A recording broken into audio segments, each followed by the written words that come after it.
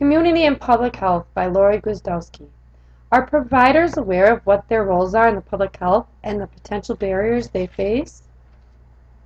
Well-being could be defined in many ways. To keep it simple, well-being can be described as judging life positively and feeling good.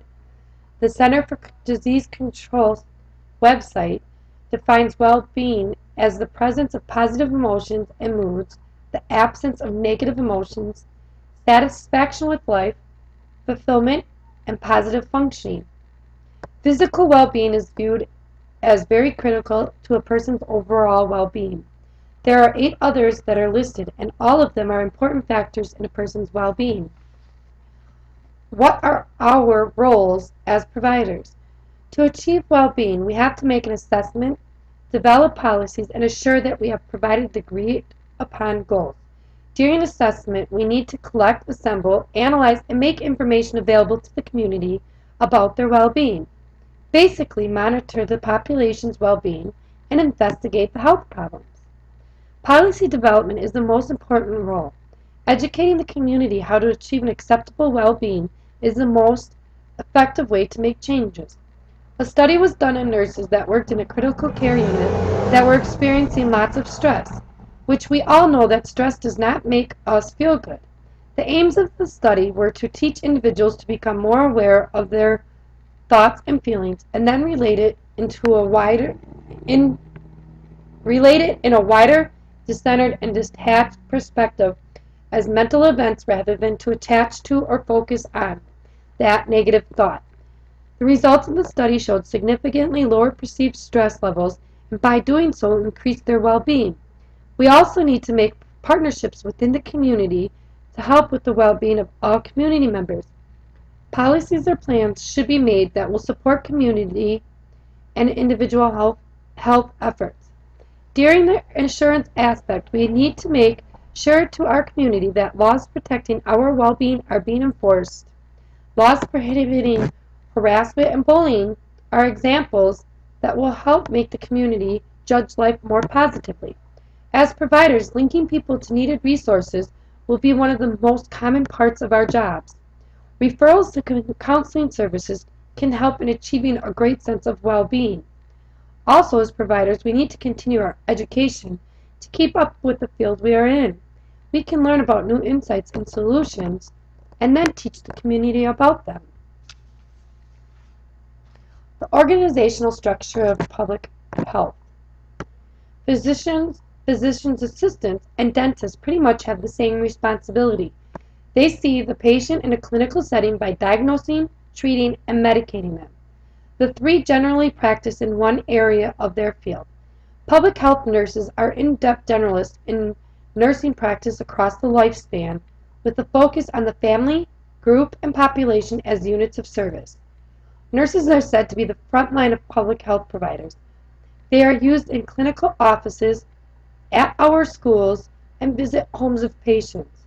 They have knowledge in many areas. Community liaisons work in many fields such as social service fields, education, healthcare, and the government. They are primarily responsible for raising awareness to residents about issues that are going on in the community, and they sometimes serve as advocates for a specific cause. The legal end of community and public health usually is enforcing laws and regulations of communicable diseases and other concerns or threats to the community and public health. Greek authority authorizes and regulates communicable diseases control, commemorating with public health risks, and integrates the principles of equality, objectivity, and respect for human rights.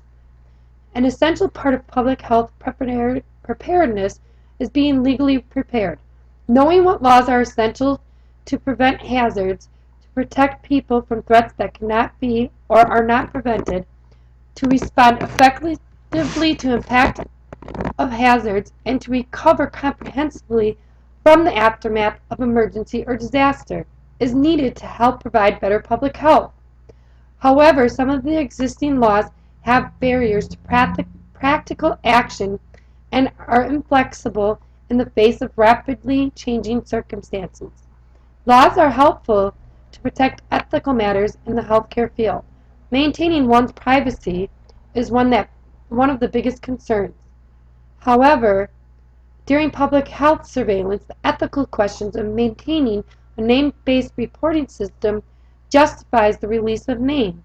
Overriding individual anonymity must be justified in terms of the obligation of public health to improve population health, reduce inequalities, attend to the health of vulnerable and systematically disadvantaged persons, and prevent harm.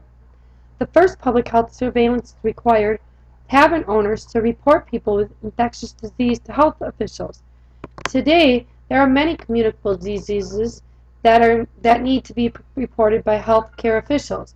There is an ethical need to protect a patient's privacy, but when it becomes a concern for the community, it should be reported. Funding. Where does the funding come from for the public health?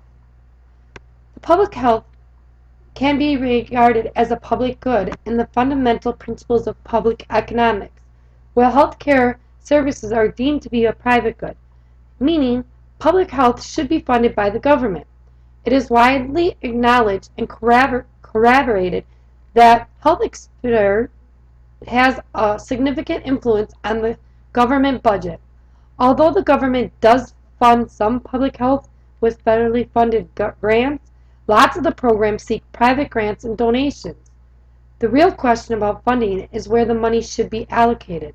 There are amounts budgeted for certain areas of public health, but are always changing due to the ever-changing budget cuts and needs of the public. Healthcare funding should be one of the top priorities for the government, because public health affects everyone and the government is here to protect us. Communication is not a top priority.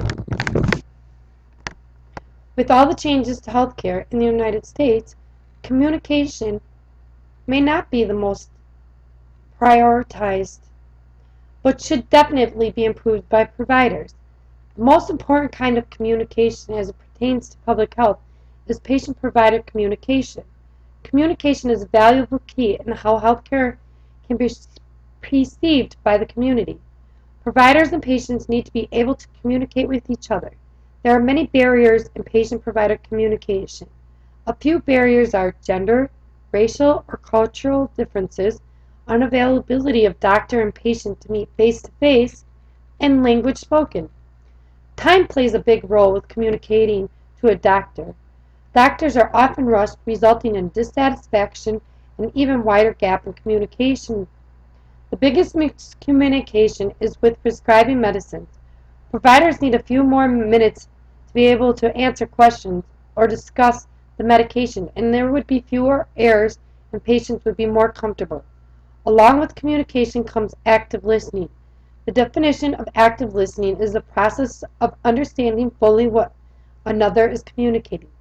Being able to listen to a patient's problem is one of the main jobs of a healthcare provider, and they can be unaware of their tendencies to succumb to passive and distorted listening. Active listening does not only involve hearing what the patient's needs are, but the provider should be aware of the patient's body language as well.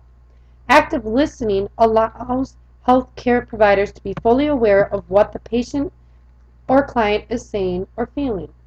As providers, we must also pay attention to our own behaviors as well. In conclusion, healthcare providers should be aware of their roles in public health, but are sometimes faced with barriers such as funding, legal and ethical aspects, and communication. As providers, we need to stay involved with the community and should always further our education to combat the barriers we face.